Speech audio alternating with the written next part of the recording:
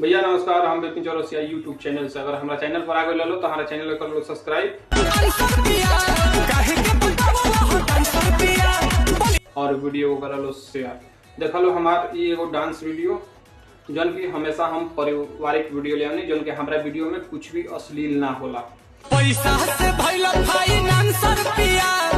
ऐसा वीडियो लाने की तू लोग पूरा फैमिली के संग बैठ के देख सकता लो। हमारा वीडियो में कुछ भी अश्लील ना होला। वीडियो देख लो और एंजॉय लो और ज्यादा से ज्यादा अपना दोस्तन में हमारा वीडियो पे शेयर कर लो और देख लो ये एगो डांस वीडियो। अगर वीडियो अच्छा लगी तो चैनल के करिए सब्सक्राइब और वीडियो को करिए शेयर।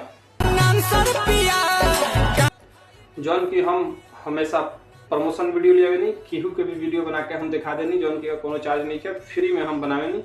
अगर तू चाह तारा अपन वीडियो बनवा के तो तू हमरा के मैसेज कर सकता यूट्यूब चैनल पर विपिन चौरसिया ऑफिशियल 8002 और हमेशा हम पारिवारिक वीडियो ले देख लो। एक बार वीडियो अच्छा लगे तो चैनल करिए सब्सक्राइब। अगर तू चाह तारा वीडियो बनवा के तो तू हमरा के यूट्यूब चैनल पर मैसेज करो और देख लो। हमेशा हम हिंदी गाना, भोजपुरी गाना, हर एक गाना के प्रमोशन लेके आवत रहेनी, जौन की हमारा वीडियो में कुछ भी अश्लील ना होला। हमेशा पारिवारिक वीडियो रहेला। देख लो वीडियो देख के एंजॉय लो और ज्यादा से ज्यादा अपना दोस्तों में हमारा वीडियो को शेयर कर लो। हमेशा हम पारिवारिक वीडियो ले आनी। अगर हमारा फेसबुक पर आगे बढ़ लो तो पेज के फॉलो कर लो।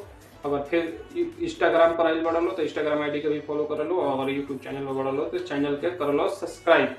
चलो लो, जब तक खातिर नमस्कार, फिर मिले अगला वीडियो में नए वीडियो के साथ। नमस्कार भैया नमस्कार, हम विपिन चौरसिया यूट्यूब चैनल से। अगर हमारा चैनल पर आ गए लो तो हमारा चैनल कर लो सब्सक्राइब और वीडियो को कर लो शेयर। देख लो हमार ये एगो डांस वीडियो जन की हमेशा हम पारिवारिक वीडियो ले आनी, जन के हमारा वीडियो में कुछ भी अश्लील ना होला। ऐसा वीडियो लाने की तू लोग पूरा फैमिली के संग बैठ के देख सकता लो। हमारा वीडियो में कुछ भी अश्लील ना होला। वीडियो देख लो और एंजॉय लो और ज्यादा से ज्यादा अपना दोस्तों में हमारा वीडियो पे शेयर कर लो और देख लो ये एगो डांस वीडियो। अगर वीडियो अच्छा लगी तो चैनल के करिए सब्सक्राइब और वीडियो को करिए शेयर। जौन की हम हमेशा प्रमोशन वीडियो ले नहीं, केहू के भी वीडियो बना के हम दिखा देनी, जौन की कोनो चार्ज नहीं है, फ्री में हम बनावे नहीं। अगर तू चाह तारा अपन वीडियो बनवा के तो तू हमरा के मैसेज कर सकता यूट्यूब चैनल पर विपिन चौरसिया ऑफिशियल 8002 और हमेशा हम पारिवारिक वीडियो ले देख लो। एक बार वीडियो अच्छा लगे तो चैनल करिए सब्सक्राइब।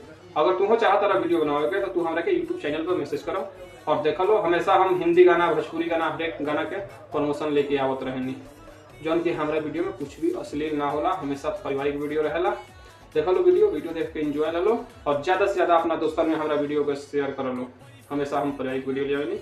अगर हमारा फेसबुक पर आगे बढ़ लो तो पेज के फॉलो कर लो। अगर फिर इंस्टाग्राम पर आगे बढ़ लो तो इंस्टाग्राम आईडी के भी फॉलो कर लो। अगर यूट्यूब चैनल पर बढ़ लो तो चैनल के कर लो सब्सक्राइब। चलो लो, जब तक खातिर नमस्कार, फिर मिले अगला वीडियो में नए वीडियो के साथ। नमस्कार।